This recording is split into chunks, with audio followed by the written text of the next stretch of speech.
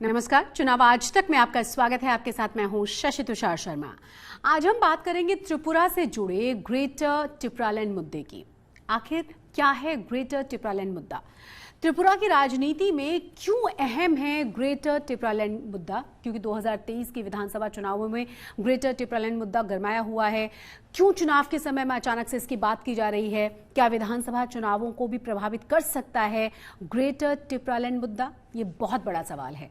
बहुत मुमकिन है कि आपको इस मुद्दे के बारे में जरा सी भी जानकारी ना हो, न पता हो, लेकिन त्रिपुरा चुनावों के नजरिए से यह मुद्दा निश्चित रूप से बहुत ज्यादा अहम है। तो आइए हम आपको इसके बारे में विस्तार से बताते हैं।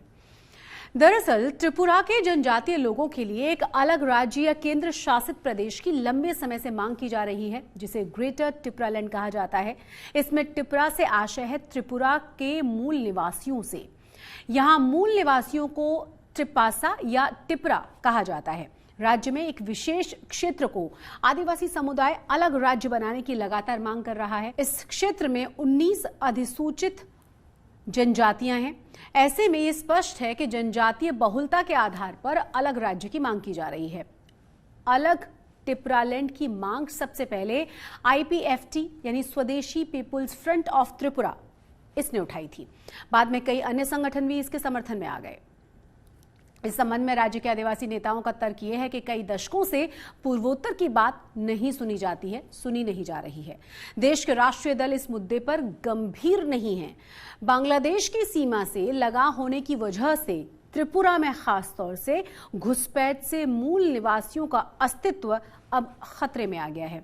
उनकी संख्या लगातार घटती जा रही है। आदिवासियों को पहाड़ी क्षेत्रों की ओर धकेल दिया गया है। इस तरह से मूल निवासी कमजोर हो रहे हैं। खासतौर पर राजनीति और प्रशासन में गैर टिपरा लोगों का वर्चस्व कायम हो गया है।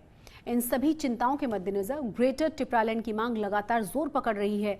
वहीं अगर त्रिपुरा में जनजातियों की राजनीतिक ताकत की हम बात करें तो कुल विधानसभा की 60 सीटों में से 20 सीटें जो हैं जनजातियों के लिए आरक्षित हैं, जो ये बताने के लिए काफी है कि राज्य की सियासत में वो कितनी महत्वपूर्ण हैं, कितने अहम हैं। अब इस मुद्दे को लेकर राज्य का एक क्षेत्रीय दल टिपरा मोथा सियासी मोर्चे पर लगातार आक्रामक बना हुआ है और यही वजह है कि बीजेपी सरकार की अब नींदें उड़ी हुई हैं। सामाजिक संगठन से शुरुआत करने वाला टिपरा मोथा आज आदिवासियों में अपनी मजबूत पकड़ बना चुका है और इसके नेता हैं त्रिपुरा के शाही परिवार से ताल्लुक रखने वाले प्रद्योत किशोर माणिक्य देव वर्मा। हालांकि उनके माता पिता दोनों ही कांग्रेसी थे। उनकी मां विभू कुमारी देवी कांग्रेस से लोकसभा सांसद भी रह चुकी हैं। प्रद्योत किशोर का भी राजनीतिक करियर कांग्रेस के साथ ही शुरू हुआ था, लेकिन 2019 में तत्कालीन पूर्वोत्तर प्रभारी लुइजिनो फलेरो से मतभेदों के बाद उन्होंने कांग्रेस को छोड़ दिया था। इसके 2 साल के बाद टिपरा मोथा का गठन किया गया। प्रद्योत किशोर ने अपनी राजनीतिक ताकत का एहसास पिछले साल अप्रैल में हुए त्रिपुरा जनजातीय क्षेत्र स्वायत्त जिला परिषद यानी कि TTADC के चुनावों में सत्ताधारी बीजेपी सरकार को करा दिया था।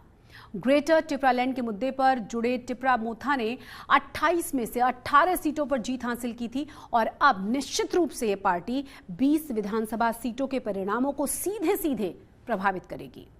आने वाले त्रिपुरा विधानसभा चुनावों में टिपरा मोथा तुरुप का इक्का साबित हो सकता है और यही कारण है कि टिपरा मोथा को लुभाने के लिए सभी दल कोशिशों में लगे हुए हैं। वहीं टिपरा मोथा का कहना यह है कि वो उस पार्टी या गठबंधन का समर्थन करेगा जो उनकी मांगों को माने। ग्रेटर टिपरालैंड पर लिखित आश्वासन मिलने तक किसी के साथ गठबंधन से जुड़ा कोई समझौता नहीं किया जाएगा।